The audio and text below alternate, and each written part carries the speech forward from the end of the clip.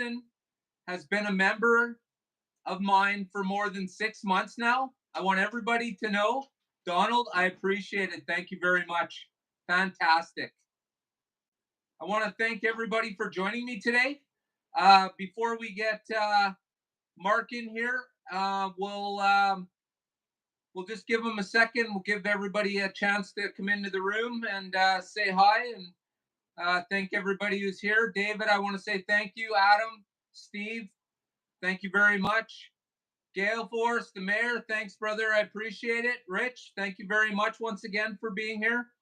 Mr. Fish, I appreciate it. Thank you for being here. Oh, look at this. Here's Mark. All right. So, are you ready? Because here comes our guest. Where's our guest? It says waiting for guest. All right.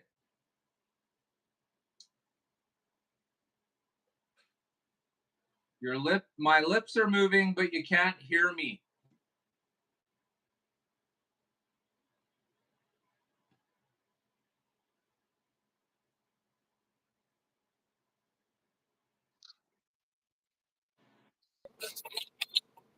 Oh, man. Hey, guys. Hey, Mark, thanks for joining us, brother. I appreciate it. Yeah, sorry, guys. I'm trying to get the camera situated. No problems. Yeah, sorry. There you go. Oh, wait, now it's sideways. Yeah, it plays tricks with you. When you're not looking at the camera you're filming with, it's the other direction than it is on TV. I don't know why. Strange. Hey, Scott, thanks for joining us, brother. I appreciate it. It's weird that wait a minute. It's weird on my phone I look in the right direction, but on our feed I'm sideways. You're sideways. I know it was like that with me and Scott too. I don't know why that is though. It's weird. On our feed I'm sideways.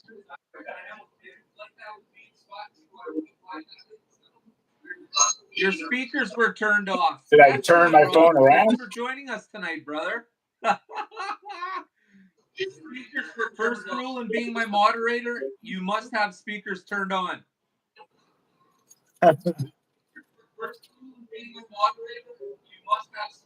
All right, so everybody, of course, this is Mark from Mark's House of HO Racing.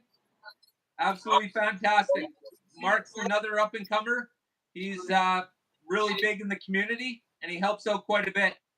This special guy has managed to procure himself a Viper scale racing track, and he's going to talk to us a little bit about it and go through the process, starting with what got him to that track before he actually purchased it.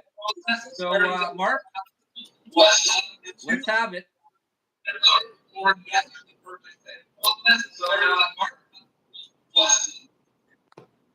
Yeah, sorry, I'm having some technical difficulties. Can you guys hear me? Yep. Yeah. Should I be listening on my phone or the other screen? No, listen on your phone because you need to listen to the conversation with me. I got it. I see it. Yeah.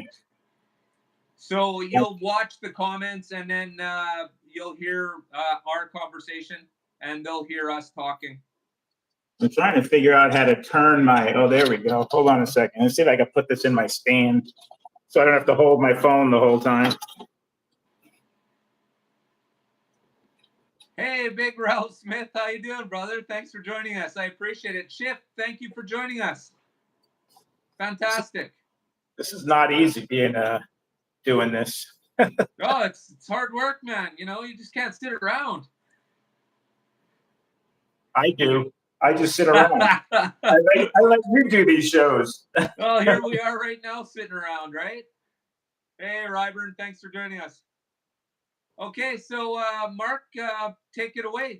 Tell us your story to HO Glory. Well, you guys know I started with my AFX track, which I still have sitting over here. And, I slowly started discovering other vendors, Viper being one of them, and really enjoyed building Viper cars. And every time I was on Viper's site, I'd look at their tracks, and I always liked the white Viper track.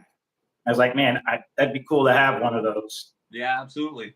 I decided, with a little persuading from my wife, she always seems to be the catalyst for me to get me off my butt. Once I get started with something, I'm all in. But actually doing it and getting it going, I procrastinate. Yeah. Am I supposed to be reading these comments here? No, just keep going. Yeah.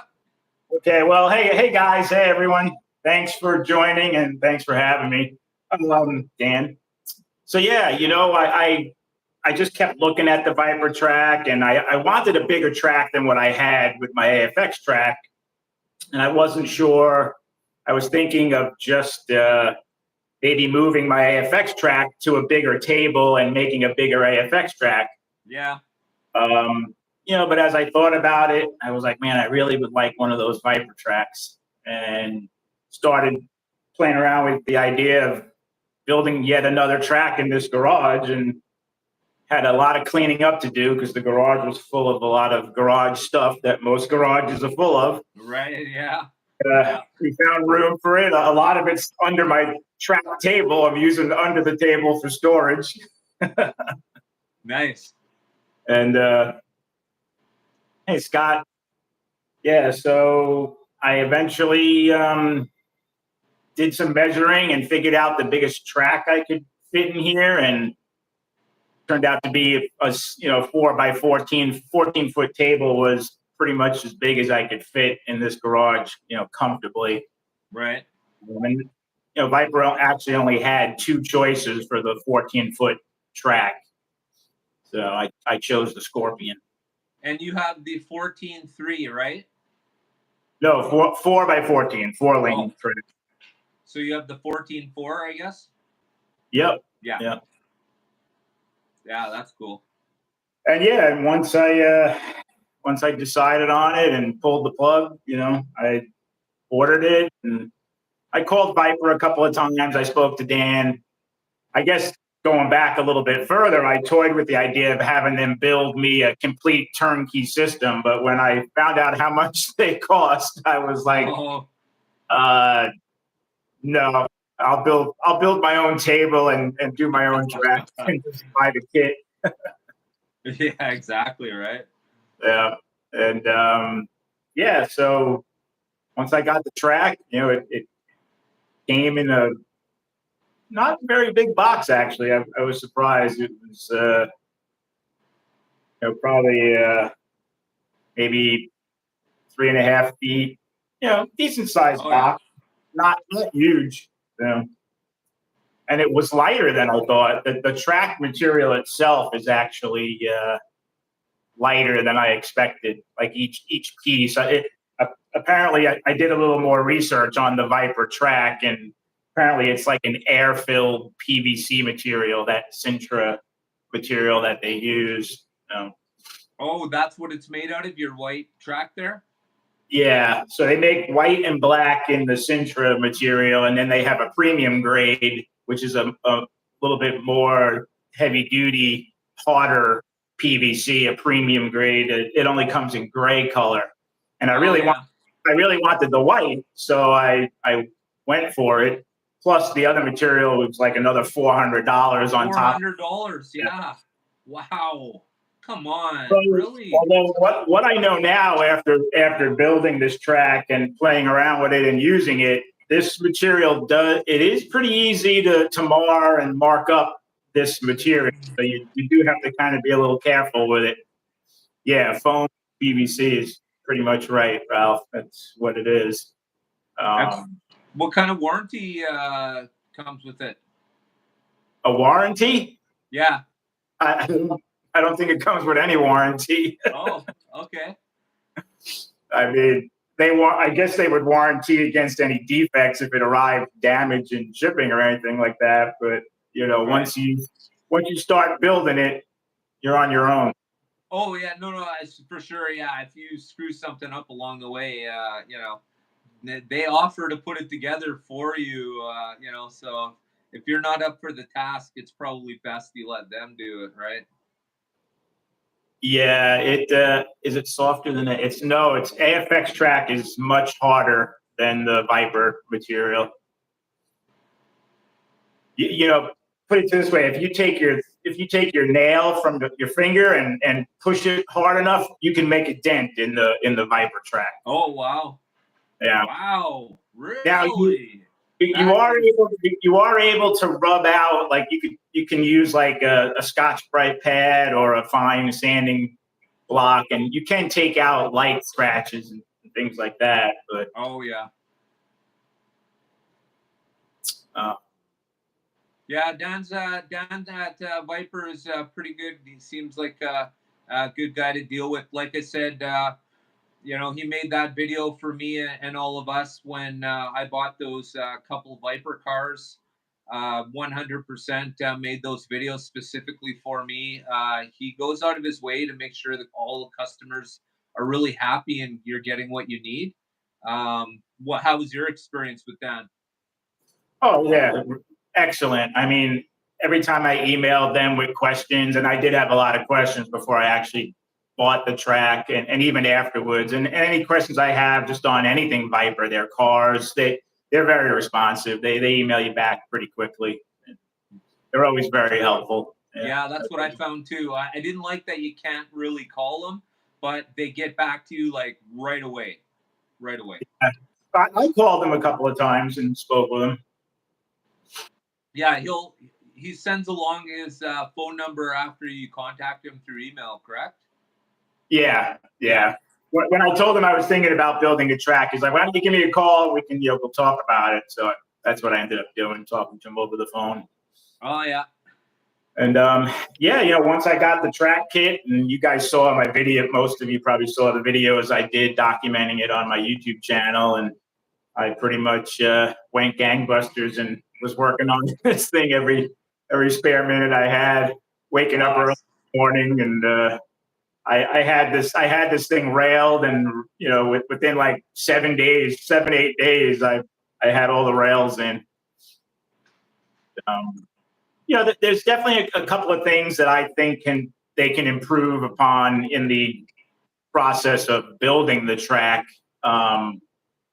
Mainly if you're doing the rails yourself. I mean, they'll do the rails for you if you want, but again, that's another big expense. I think it was $800 for them to do the rails for you. And if they do the rails for you, you're going to have a lot more joints where you're going to have to join the rails together. So you'll have a lot Yeah. more jumpers that you'll have to do. I wanted to have as continuous a section of rail as possible. So, Yeah, well that makes sense. Then when you do it yourself, you put the track together, then you push the rail in, correct? you put the rail in first, and then they also include a wire, a colored wire. Basically, your lane colors are the wires that lock the rails into place, and Right. that's the hardest part of building a Viper track is pressing in those wires. They send you a kludgy tool like this, a big old washer, and two bearings that you put on, and you're supposed to roll this in, and it does a decent job of, like, you put the big washer in the center slot, and then you roll it along. Yeah. And because the wire is sticking up, it does a good job of starting the wire, the colored wire, the lock wire. It gets it in there, but not all the way down.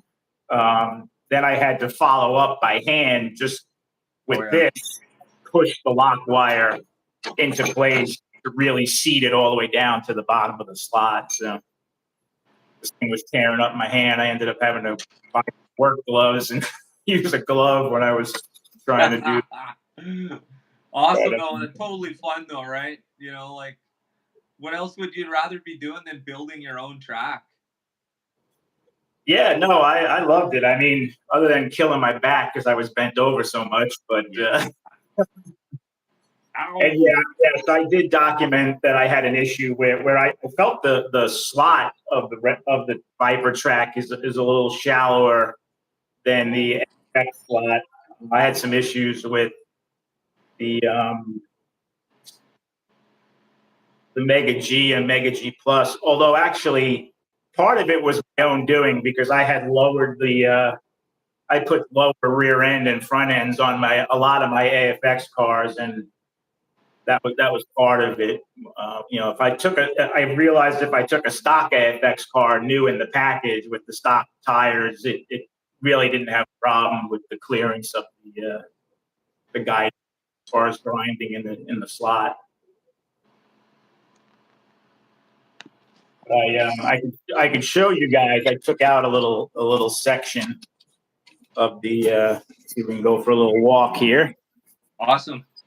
Wait, I think I have to flip my camera around. Hold on.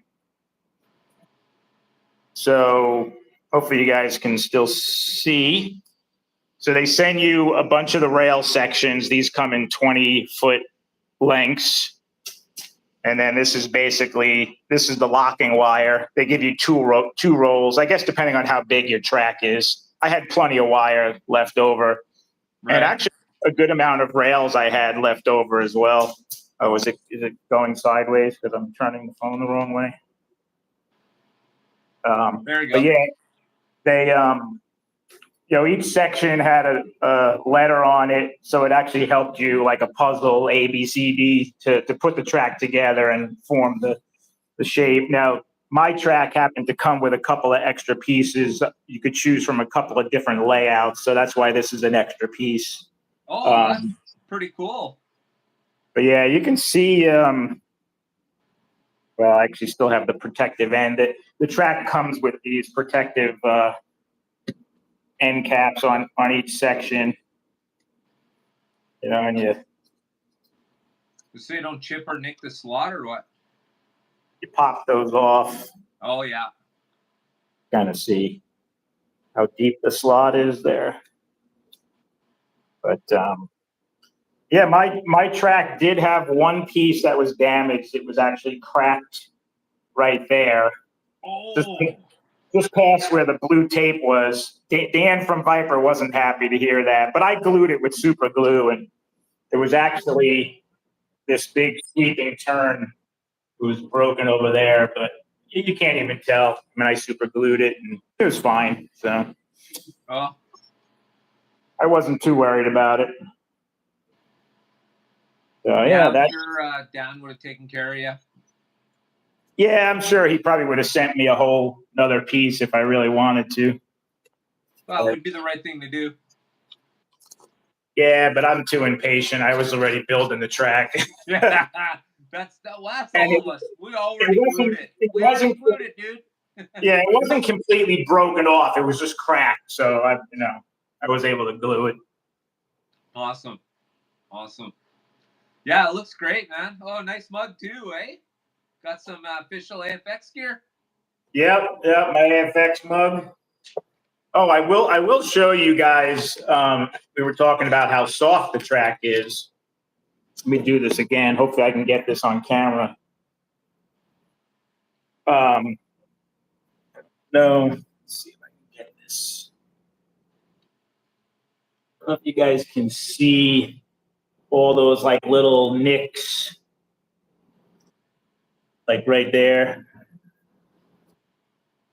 Right there. I don't know if that's you guys. This is how soft the material is. When a car hits the edge of it, it chips it off. Yeah, so all these chips along this straightaway are from cars not navigating the S-turn and coming off and crashing into the side of the track. And literally just from cars crashing into the track, you can see how soft that material is. Wow. Yeah, from cars hitting it. If I had to do my barriers over again, and I might redo them, I think I'm going to put a straight barrier along here and another barrier here, like in a T. This way, it'll take care of both these turns and also protect my straightaway from getting hit by cars coming off there. And I really need I need to add another barrier over here too, because cars fly off and hit my garage door. So League of Champions wants to know how your how the lanes are. The layout is, I guess, the spacing wise. Can you show us what 4 cars side by side looks like on it? Oh, sure. Here we go. Oh, that's spacious. Definitely. Yeah, I mean, if you want to see like, you want to see some AFX cars that might be a little bigger.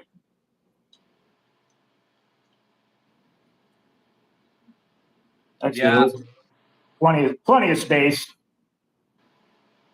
You know, compared to you know, on the AFX, they're practically touching. Woo! Damn. Yeah, we were talking about that, Ralph. The premium material. It was another $400, and it only comes in the gray color. I really wanted the white track on a dark background, and I made that happen for myself. So, and you know, I mean, I'm not, you know, this is not a big deal to me. It doesn't affect the track. Works great. The cars ride awesome on it. It's super smooth. Have you thought about maybe those sticker barriers? Say that again. They're like sticker barriers where they stick onto the side of the track as opposed to like hooking onto it like AFX does. Yeah, I've seen those actually. Yeah, that might be what you might want to use. Yeah, I need to do something because this is only going to get worse from cars coming off here. So I either have to put a barrier over here or something along the straight. I'll figure something out for that. Right. But you know, Viper also recommends gluing down the rails and the wire like every 6 inches. I think Viper actually glues the whole length of if you have it done by them. I didn't glue my rails in other than on the end sections where there were joints. I did glue like an inch or 2 on each end.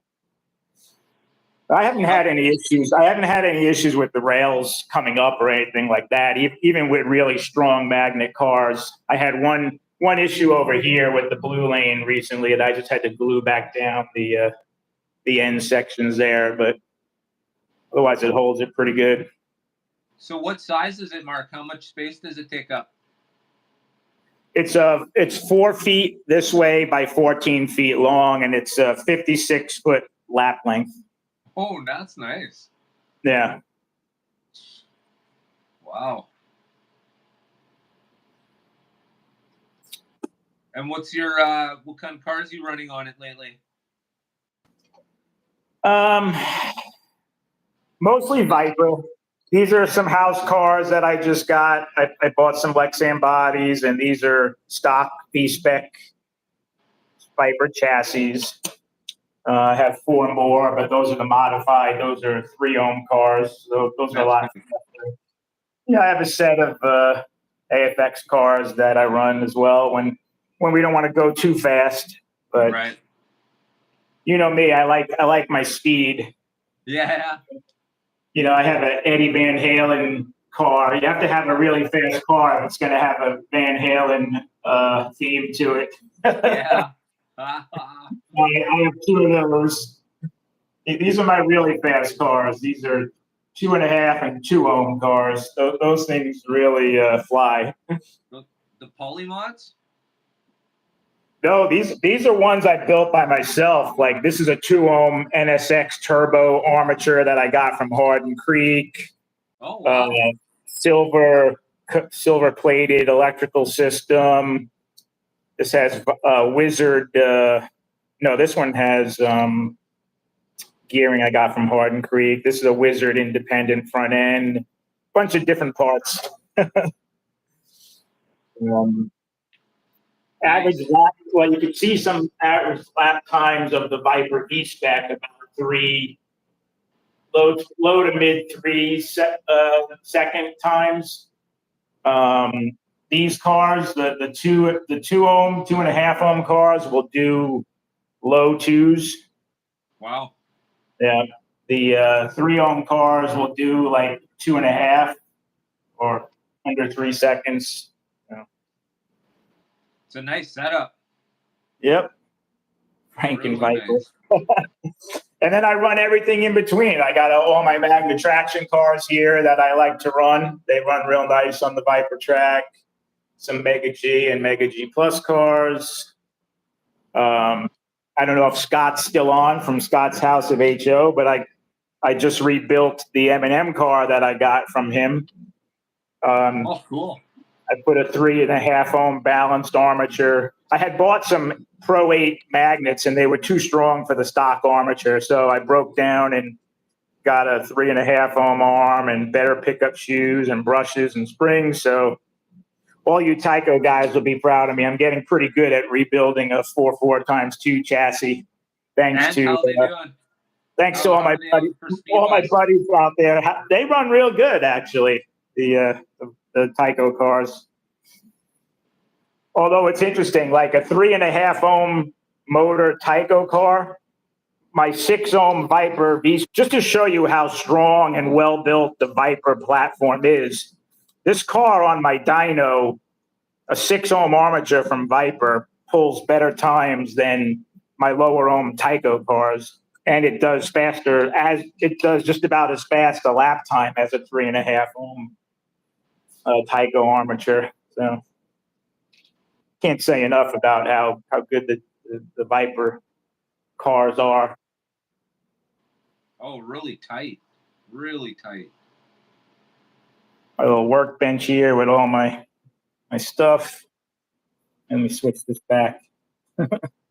So what kind of gear are you using in your day-to-day for slot cars that you feel is important? All the standard stuff. I mean, I just recently picked up this dyno, though I don't think everybody needs a dyno. Maybe if you build and work on cars, you need a dyno. But my little toolbox here has all the standard stuff in it. Tweezers, magnifying glass, my tire gauge, things like that. Yeah, gotta have the tickle trunk.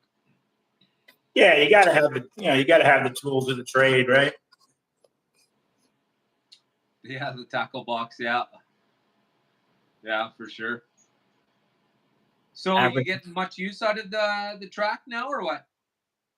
What's that? Are you getting much use from your track, or is it just like a nice looking trophy? My Viper track, I use it the first thing I do when I wake up in the morning before work, I make my coffee and I'm out here in the garage running some laps. Yeah, I know, no kidding, eh? Somebody wants you to talk about your TrueSpeed controller. Oh, my buddy Ralph's TrueSpeed, which I still have. He's coming by this weekend to do some racing, and he's going to pick it back up. But yeah, this is a decent controller. TrueSpeed. He picked these up and he brought them over, so I had a chance to play around with it. And how is it? I think I've seen them on eBay. Are they on eBay? I've seen it somewhere. I came across that. I recognize those 2 knobs on the top. Maybe. I haven't looked for them on eBay. I know they're out of England, so I guess if you can get one on eBay and not have to pay for shipping from England, that'd be good. But for an $80, they're under $80, and they're a pretty well feature-filled controller as far as braking and sensitivity and transistor control. So definitely worth checking out. Yeah. I'm gonna look.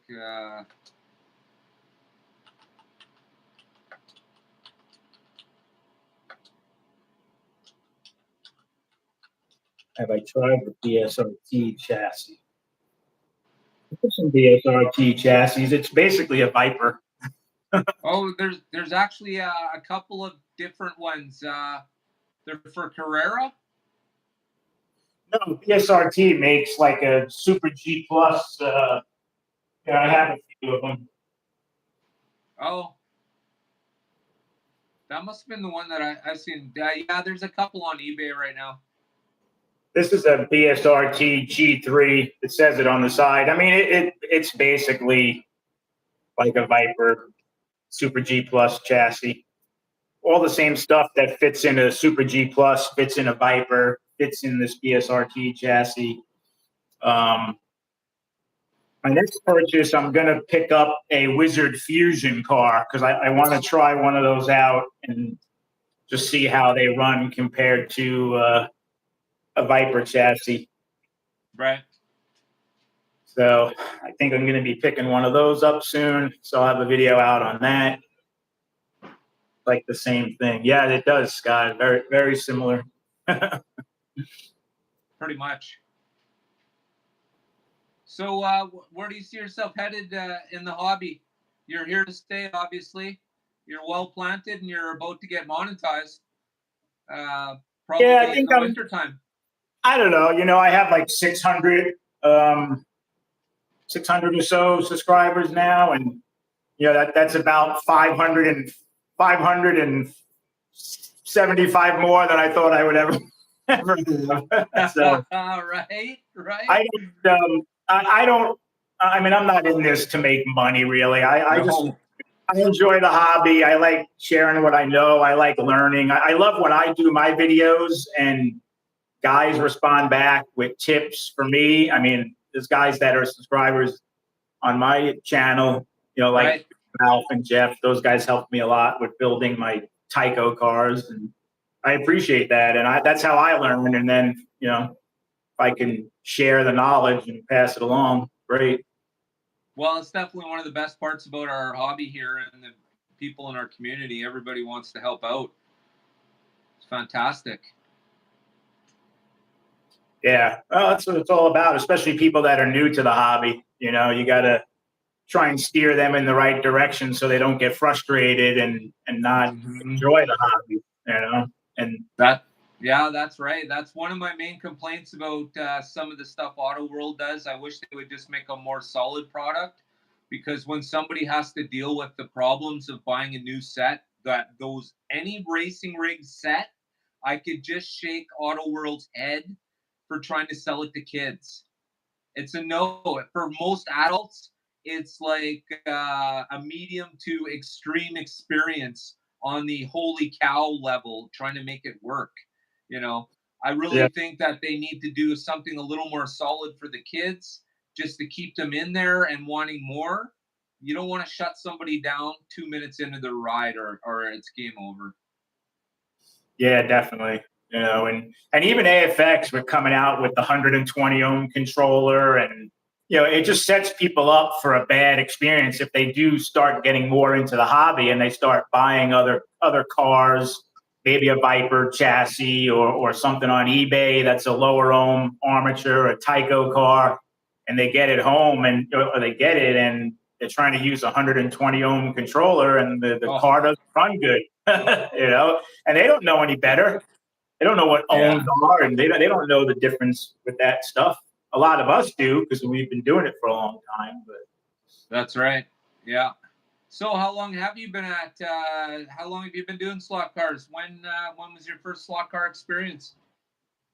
Oh, I've been, you know, I had AFX back in the 70s.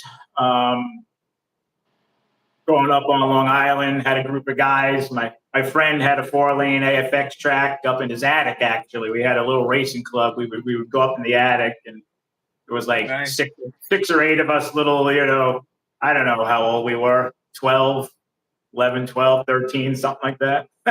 Nice, yeah. I actually have. I kept all these years my AFX pit kit, that black pit kit case that says AFX on it.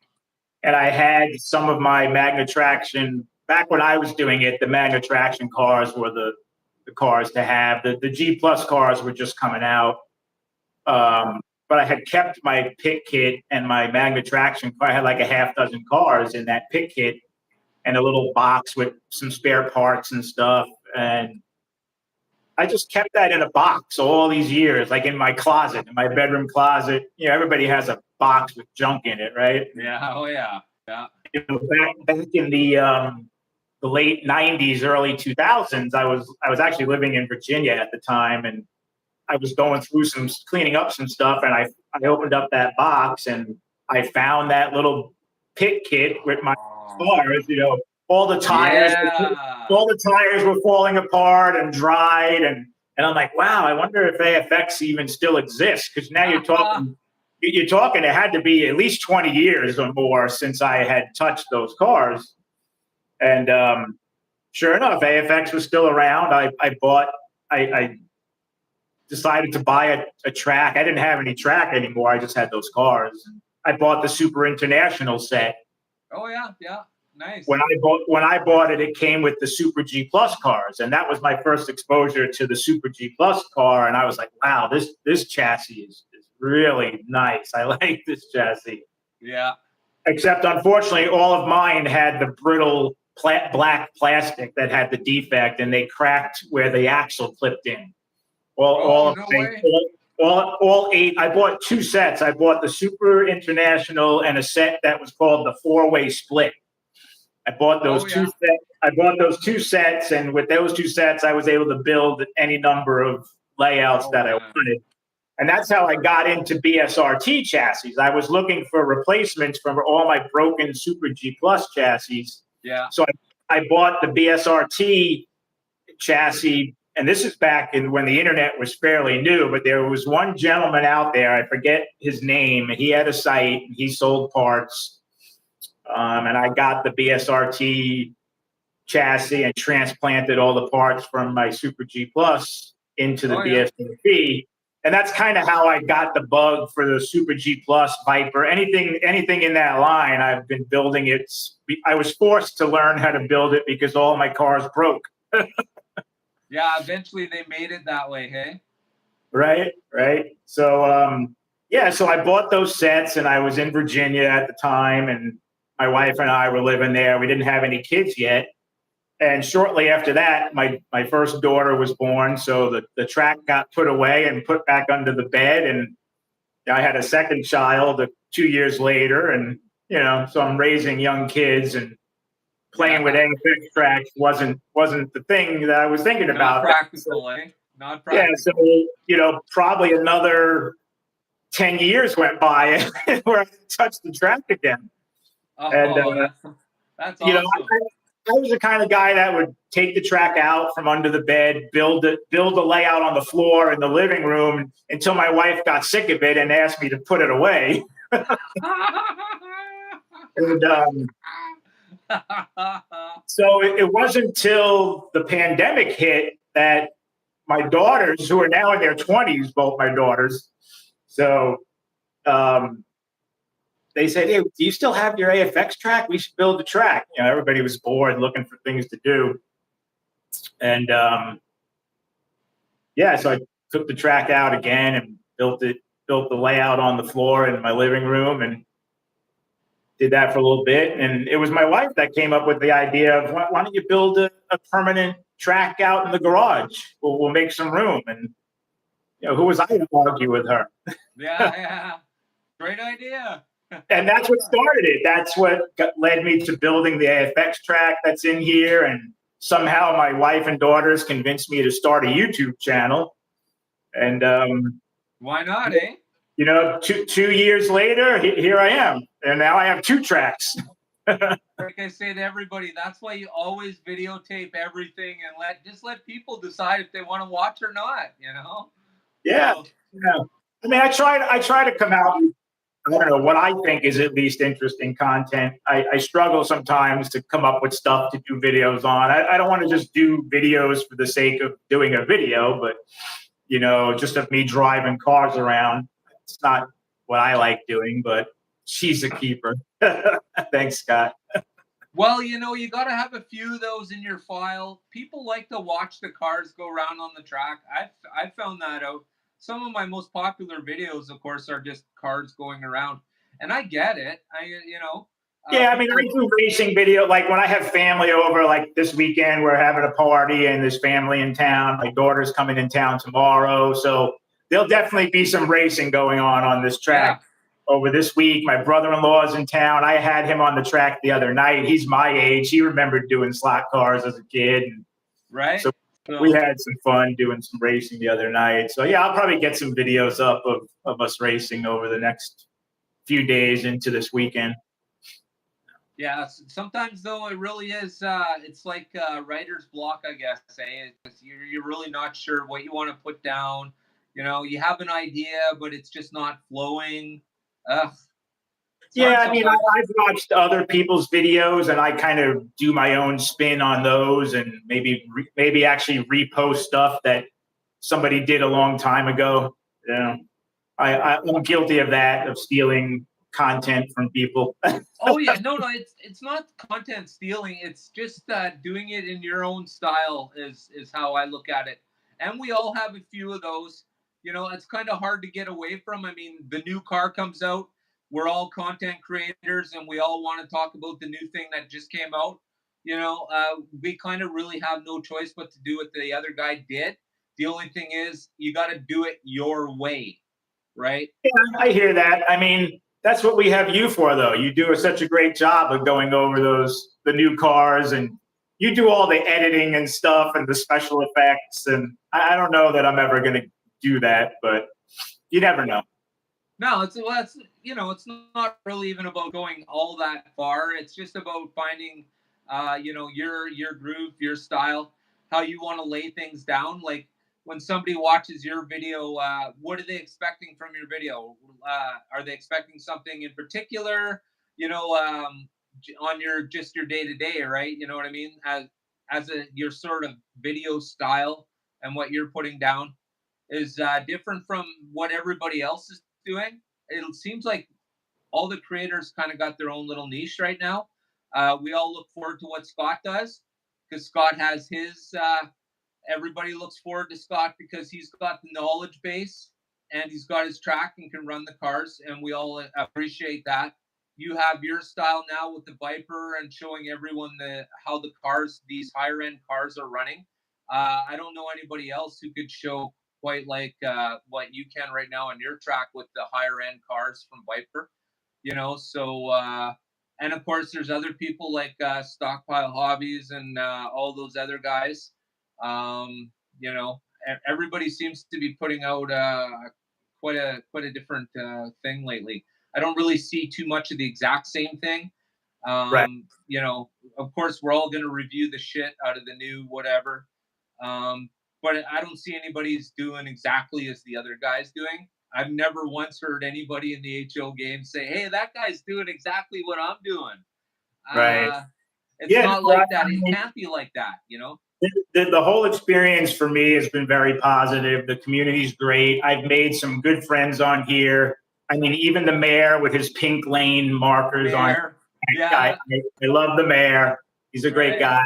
I talk regularly on Discord with a half dozen guys now. We start doing our own thing, and yeah, it's been a lot of fun. I look forward to, like, when you're not on for whatever reason on Monday night, or when Scott's not on Saturday night. I'm like, what's going on? I actually look forward to those times.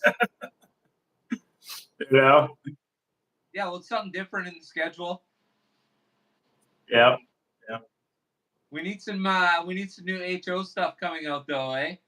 Like, have you ordered the competition pack? Are you interested in that, or? I am. I actually was looking at one on eBay that's up for sale. I think the guy wants $99 for it. The shipping he wants is a little steep. I hate to pay a lot for shipping, but that's right. Wednesday night Discord. Slot Car Central, I think, has it for sale right now on eBay. Okay, I'll check that out. Yeah, I think I'm definitely going to order that the other day. Cool. I'm sure you'll do a good review for us. Yeah, I am not sure if I want to take it out of the box, but I think I'm going to, though. Like I was saying, I think to you guys on Discord that the excitement of it is kind of gone. And now it's just like, you know, it's two cars that AFX put out. Really, it's too bad it ended up working out the way it did, because I'm sure they were certainly hoping it was going to be a mountain more than the molehill it turned out to be, unfortunately. And that's purely because of just how things go, right? They're so in a hurry to get the cars from production to actually being sold that they wouldn't put the cars into production before they had actually had the sample done, which is too bad. Right. Yeah. So, but I don't Yeah. know. The cars look good to me. Don't tell me what color red it was supposed to be, and just tell me it's the color red it is, and it looks awesome. I don't know. Shit. How did they figure? I guess the guy who came up with the color knows what this color splotch looks like, but he's the Yeah. only one. Right. Yeah. I'm sure they wanted But a yeah, particular color. I picked up mine too. So yeah. Oh yeah. So anybody who wants to join us tonight, Mayor, are you going to be doing Discord tonight? Yeah, okay. So obviously he is, and it's already been posted. So yeah, economics of the toy business. That's exactly it. I was actually talking to um, um, uh, uh, totally man, total brain fart. I was talking to the AFX people, and things will stay the way they are production wise for a little while to come, for any foreseeable future. That's for sure. Unfortunately, kind of hoping that maybe they'd finally get their act together and move some sort of. I'm hoping AFX is going to change their whole platform, but I doubt that's going to happen. That the whole canned motor setup they have now, it's just it's so weak. Well, you can't do anything with it. That's the problem in our hobby, Yeah. right? You It's no know, longer a hobby car. I run the AFX cars on my main traction cars have more power than the new Mega G Plus car. My manual traction cars with mean green 6-ohm armatures are faster. They don't handle as well as the new AFX cars, but they're faster in a straight line on my track. Yeah. With AFX, I think largely when you want to run them really fast, you need to change the pinion gear and the rear gearing. And you find you have a much better ride. Plus, you got to get rid of the stock tires. Usually, they're not perfectly rounded and they have a little rubber lip on it. Speed Yeah, wise. the rear gearing definitely helps. I run the rear end set that Viper sells for the Mega G Plus. Yeah. Yeah. Because they just run so much better on my Viper track with that setup. They absolutely it does make them come alive a little bit for sure. Right. And Hardin Creek sells a pretty good rear end set for the Mega G and Mega G Plus that comes with a pinion gear and the whole rear axle assembly with tires. Yeah, exactly. That's right, Scott. After running a Viper, the Mega G Plus they slow, feel like, totally. what's wrong with these cars? They're so slow. Oh my gosh! I put the Polymod on the track and it takes off like a rocket. Oh, yeah. Man, I miss running that car. I need two of them, really. Yep. So, where do you see yourself in a couple of years? All right, you gonna be at this for a while? What's your plans? I think so. I mean, this is my main hobby right now. You know, I live on a lake here down in Florida, and I used to bass fish all the time. I have a pontoon boat. My neighbor came by recently, knocked on the door. Literally, he's like, "I'm just checking to make sure you're okay. I haven't seen you out on the boat at all." And I'm like, "Yeah." It's called slot cars. I've been spending all my time playing around with my slot cars. Hey, you could bring that track out onto the boat if you wanted, eh? maybe when it gets a little cooler out. It's been so hot and miserable down here. Oh yeah. Yeah, it hasn't been too bad here. Get your butt down here, Mayor. We'll do some racing and we'll do some fishing. Big bass. Yeah, no, I don't see myself getting out of this hobby anytime soon. Now that I have the garage and my YouTube channel and the permanent setup here, it's become, it's just what I do for relaxation and stress relief. Absolutely. Just go down and disappear in your own little thing for hours before you realize what time it is. Yep. Marlin. No, I'm not catching any marlin in my little lake. I'm catching some bass. Nice. Yeah. Mega G's are awesome. Mega G's or Mega G plus? Mega G. Oh yeah.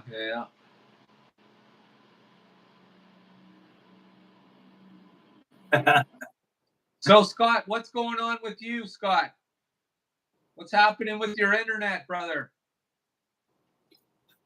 Elon Musk wants you.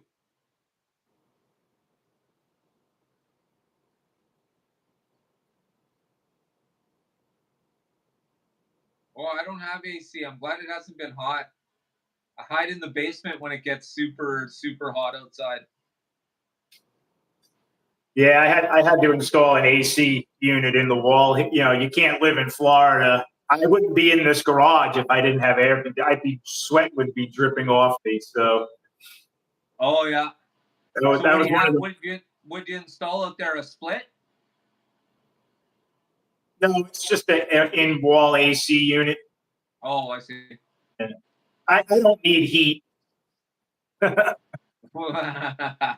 we look forward to the cold weather down here because it lasts all of maybe a month. You know. Oh really? Yeah. Oh man, I'll trade you my 7 months. No thanks. I bet you don't own a snowblower, hey?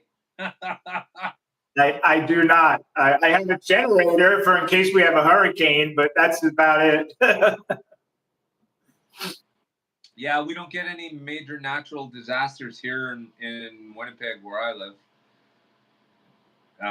Maybe huge snowstorms.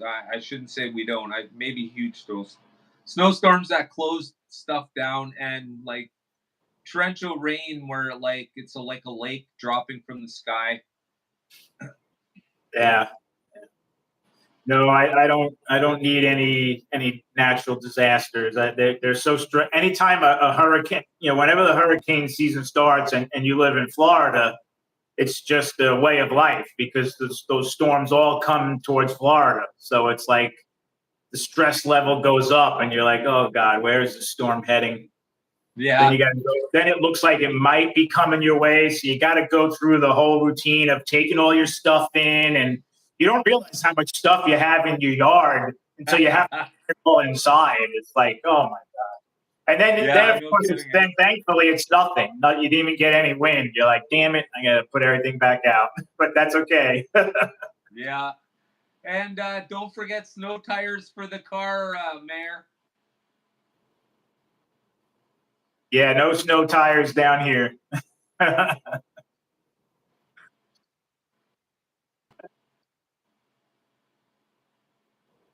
Hey, Sean, thanks for joining us today. I appreciate it. Another one of my members. Thank you very much, Sean, for your membership. I appreciate it. Thank you very much. Sean Hurley, everybody. Yeah, so stuff that all this stuff that you don't need and all the stuff you do need, hey? It's just much different climates. Amazing. Still half a world away. Still enjoying the same hobby though. That's kind of what I like about HO slot cars. It doesn't really matter where you are, you know. All over the world. That's the great thing about this hobby. Yep. And very soon I'll have what's his name? Slot car dude. So and cool. he's European HO slot car. So I watch his channel quite a bit. Yeah, it's very cool. He's got the drag racing every once in a while too. So some pretty good stuff going on at his channel. So I'm looking forward to having him. And next week will be HO slot cars and trains. For everybody who is interested and wondering what's happening next Monday, it'll be HO slot cars and trains. Yeah. So cool. Oh, Dan, I meant to ask you, what happened to the drag strip that you built? The 3-lane one. Yeah. Yeah, I'll be using that to do just sort of diorama, sort of static. The idea was I was going to use that for my drag strip, but when I was able to get the Dragon timing system from Steve, I knew that it was an under the track mount, so I Right. wouldn't have to worry about what was over top. So that would allow me to split the track like I did, because most of the ones are already set to a 4-lane configuration or a 2-lane configuration with like a sort of I want to call it an overhead, some sort of overhead sensor or what have you. But this one hook goes underneath the track, so I can put it wherever I want, as long as it's under the lane the cars are going to pass over. So Yeah, you definitely have it all now, right? In that one room. You got your road yeah, course, you got your oval, and now you have a drag strip. yeah. No, I was panicking. I'm like, oh my gosh, I finally have the sick dragon. I've been trying to get a hold of it forever. They finally went out of business, sent me my money back, and then yeah, whole thing. Then they ended up sending one to somebody else who also makes videos. I don't know if didn't realize that I knew the person they sold it to, but they refunded my money, then sold that one to that person. Has nothing to do with me. It was nothing malicious, but I just don't understand how they didn't have mine, but they refunded my money on the exact same day, exactly the same day they refunded my money. They sent the purchase notification to the person, this other person. Wow. So, I mean, it's not their fault either. It's like, but how, as a business, do you go from selling something and then making me wait 5 weeks and then finally refunding my money because they don't have it anymore? Yeah. So when I finally got it, I was super excited because, well, shit, man, I've been waiting to do like proper drag strip videos forever, and I got this kick-ass light tree now, and the whole lighting setup is exactly like drag strip racing, how they got the clock off to the side, you know, and I yeah, never I never got into drag racing, but if I do, I might get the bug, and then the next thing you know, I'm going to have to build a drag strip. So I'm trying to stay away from the the drag racing. well, But the the more drag strip weird is stuff, actually not as hard as it seems. I mean, literally the hardest part was splitting the track in half, and that's pretty yeah. easy. You want to And keep it nice and I center like to though. build fast cars, so Yeah, well, that's right, right? So really, I mean, it's just you just build the track you want. You can split the track off as long as you have the power track, and you don't cut through the power lines. Obviously, you can pretty much do whatever you wanted. You know, when I used the 18 and then split it out at the end, the curve. Um, you know, I was able to get half an inch to start splitting the 2 lanes apart. So now when it comes off the curve, it goes straight into the split lanes. So, yeah, because of the size of the box, I'm going to look at, Steve actually sent me two. So what I'm going to do is I'm going to open one up and see what the wiring in the tree looks like. And maybe I can just have the wiring just out so that it's just the light bulbs instead of the bulky black box it's in. But for now, that's why I put the light tree towards the end of the track so that you'll be able to see the cars go all the way down. You know, it's the box is kind of sizable, so I wanted to make sure that the best view was the cars leaving the finish or the start line. Yeah, yeah, cool. 16.3, Adam. That's definitely the way to go. Adam was talking Viper as well, and he was thinking of the 14.3, and then he's got a lot of dragsters too. So the 16, like I was saying, gives you like a 15-foot drag strip on the Viper track if you get the 16-foot one. I think I ended up talking Adam into that. Yeah, if you have the room, I would say go for the 16. Yeah. I wanted to do a 16-foot table, but I just couldn't really fit it in my garage, so I settled on the 14. And I can't do anything of the sort until I sell my pool tables. So right now it's an expensive slot car table. So Yep. if you guys know anybody who wants a Dufferin pool table with a black felt top and a 2-inch slate, let me know.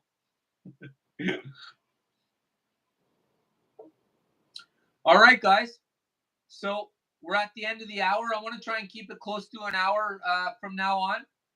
That way we keep our conversations interesting and going. We're all going to head over, or at least any of us who wanted to, we're going to head over to Discord right now, where we'll all be part of the exact same conversation. We'll all get to look at each other's ugly mugs, and we'll all get to talk bullshit. Oh, you can't say bullshit live, I don't think.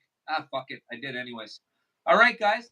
So, to Mark, onwards and upwards with subscribers. I want to thank you for being a big part of our community. Absolutely fantastic, Mark. Thank you very much. I appreciate it. And so does the community. Thanks for having me. Thanks, everyone. I appreciate it. I appreciate all the support from everybody, as always, and look forward to more good stuff coming. Awesome. Thanks, Mark. Take it easy, brother. And everybody in the community, I want to thank you all for joining us today. For those that don't know, my name is Dan. Have a good night, and thanks for joining us. Good night, guys. Bye, guys.